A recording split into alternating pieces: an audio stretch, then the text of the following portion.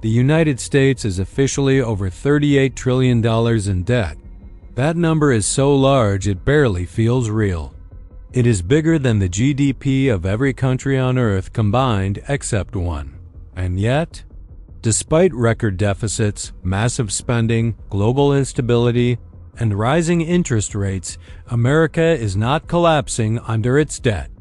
In fact, quietly, systematically, and legally, the U.S. is making trillions of dollars of debt disappear, not through repayment, not through austerity, and not through default, but through a strategy so subtle that most people never notice it. This video is not about conspiracy. It is about structure, power, and how the global financial system is designed to work in America's favor.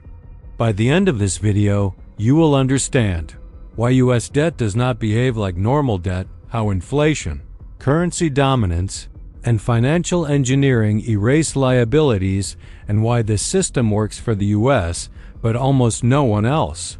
This is the story of how America silently neutralizes its debt. Most people think government debt works like household debt. You borrow, you pay interest. Eventually, you pay it back. That logic applies to countries that do not control their own financial system. The United States is different. America issues debt in its own currency. A currency it also controls, prints, regulates, and globally exports. This single fact changes everything. When the U.S. borrows money, it is not borrowing a foreign asset.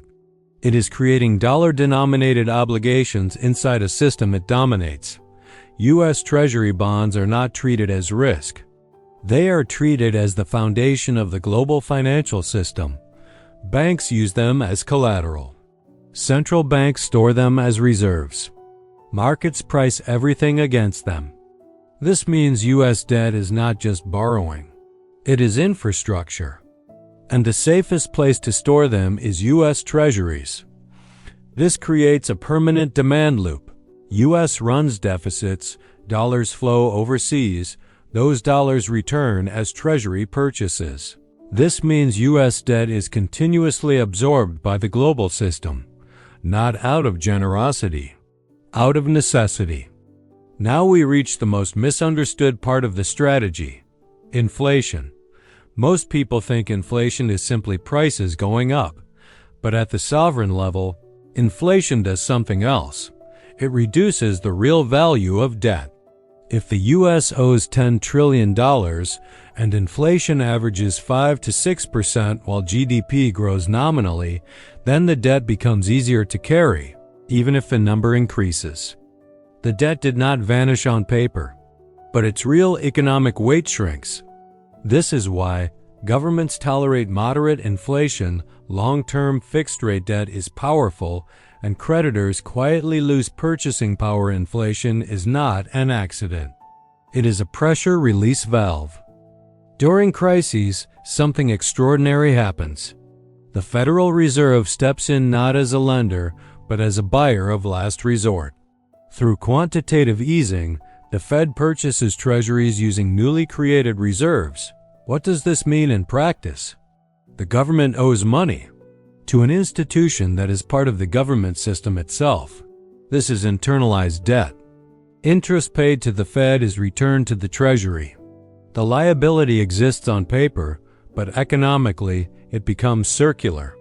This is not money printing chaos. It is balance sheet management at a sovereign scale. And almost no other country can do this without destroying its currency. Here is the brutal reality. If an emerging market tries this, capital flees, currency collapses, inflation spirals, debt becomes unpayable. Why? Because they borrow in foreign currencies. They do not control global liquidity. Their bonds are not global collateral.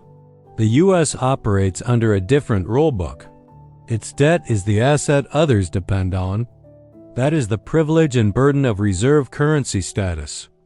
Critics often say, this can't last forever. They are partially right.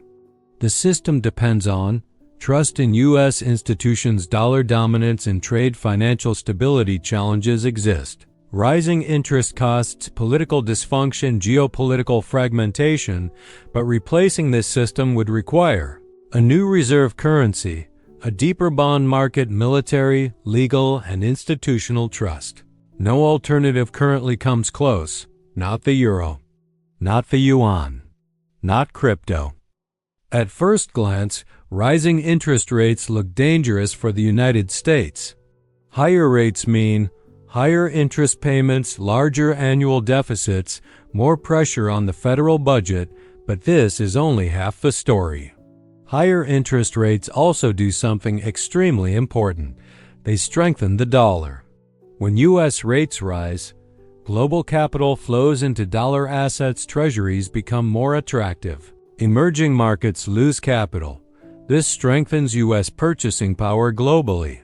In other words, the U.S. may pay more interest internally, but externally it extracts value from the global system. This is why rate hikes often hurt developing economies, dollar-indebted nations' global liquidity, while the U.S. absorbs the shock. Debt becomes more expensive, but control increases. Here is another misunderstood truth. The United States does not plan to pay back most of its debt. It plans to roll it over. Treasuries mature. New treasuries are issued. Old debt is replaced with new debt. As long as markets trust U.S. institutions, inflation exists, GDP continues to grow, this rollover is sustainable. Think of it as a permanent operating system. The U.S. economy is not designed for debt elimination. It is designed for debt circulation. Debt is not a bug. It is a feature. There is an uncomfortable truth rarely discussed in finance textbooks. U.S. debt. Credibility is backed not just by economics, but by hard power. The U.S. military protects global shipping lanes, enforces trade routes, secures energy flows. This stability allows global commerce to function. And global commerce runs on dollars. This means U.S. financial dominance is reinforced by geopolitical reality. Reserve currency status is not granted by spreadsheets. It is maintained by power, enforcement, and trust. Governments do not manage debt the way households do. They manage duration, maturity, inflation, exposure, yield curves.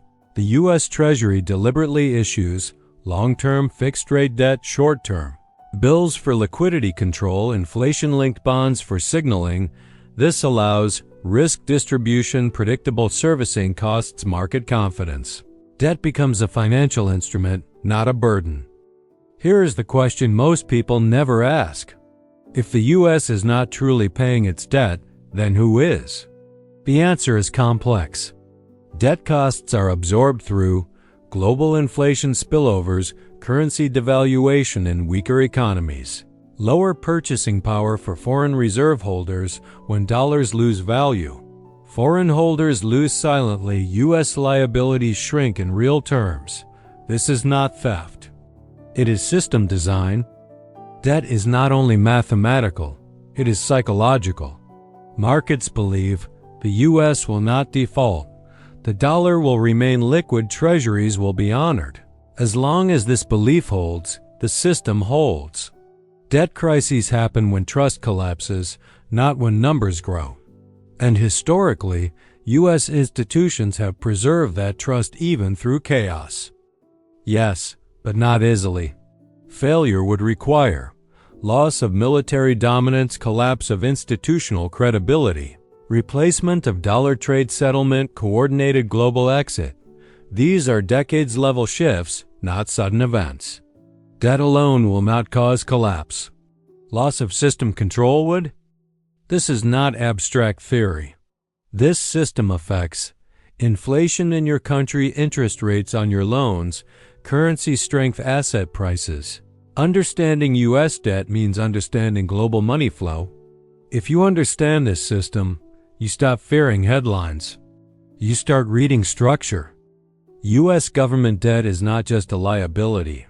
It is a business model. Wall Street does not see treasuries as danger.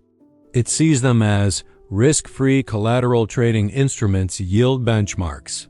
Every major financial institution relies on U.S. debt to function. Repo markets, derivatives, interbank lending, all of it is built on Treasury securities. This creates a powerful incentive. The financial system itself requires U.S. debt to grow. Less debt would mean less liquidity, less leverage, less profit in this system. Debt expansion is not reckless. It is structural demand. Behind the scenes, trillions of dollars are quietly absorbed by institutions most people never think about. Pension funds, insurance companies, endowments. These entities need predictable returns, capital preservation, long-duration assets. U.S. Treasuries perfectly fit this role. This means even domestic U.S. debt buyers are structurally locked in. Debt is recycled internally, not dumped. Every few years, headlines scream, debt ceiling crisis. America might default. Markets on edge. But notice what always happens. The ceiling is raised. Markets stabilize. The system continues. Why? Because default would not be financial failure. It would be self-sabotage. The U.S. has both the ability and incentive to avoid default at all costs. Debt ceiling crises are not systemic threats. They are political bargaining tools. Markets understand this, even when the public does not. Here is one of the strangest truths in global finance. World constantly complains about U.S. debt, yet simultaneously suffers from a shortage of dollars. When crises hit, everyone rushes to dollars. Dollar liquidity tightens. The Federal Reserve opens swap lines. The U.S. becomes the global lender of last resort. This reinforces dollar dominance. Debt issuance supplies the world with a currency it cannot function without. The paradox: America's problem is everyone else's solution. U.S. debt dominance enables something else: financial enforcement. Sanctions work because global banking runs through dollars. Clearing systems are dollar-based. Debt settlement depends on U.S. infrastructure. This turns financial access into leverage. Countries may criticize U.S. debt, but they still depend on the system built around it. Debt becomes geopolitical power. Modern finance is no longer just money. It is data. Payment flows, transaction records, settlement systems. The U.S. sits at the center of this network. This allows risk monitoring, liquidity control, system-wide intervention. Debt is managed not blindly, but with real-time insight. This level of visibility makes sudden collapse far less likely. Governments that issue their own currency do not run out of money. They face inflation constraints, political constraints, resource constraints, but not solvency in the traditional sense. U.S. debt discussions often borrow language from household finance, which fundamentally misrepresents reality. This misunderstanding fuels fear. But fear is not analysis. The U.S. debt strategy is not about this year or next year. It is about multi-decade dominance, structural inertia, institutional continuity. Short-term crises make headlines. Long-term control makes history. As long as trade flows remain dollar-centered, financial markets trust U.S. institutions, no credible alternative system exists. Debt will continue to expand without breaking the system. Not debt size, but fragmentation of global trade, loss of military-backed security, legal or constitutional collapse, technological displacement of settlement systems. These are political and structural failures, not financial ones. Debt is a symptom. Power structure is the cause. The U.S. debt story sounds frightening only if you look at numbers in isolation. When you look at control institutions' global dependence, the picture changes completely. Debt does not control America. America controls the system in which the debt exists. This is why headlines mislead. This is why panic cycles repeat. And this is why understanding structure matters more than statistics. If you want more long-form breakdowns like this, where finance, power, and reality intersect, stay with this channel. because the real economy is not what you are told. It is what is quietly engineered beneath the surface.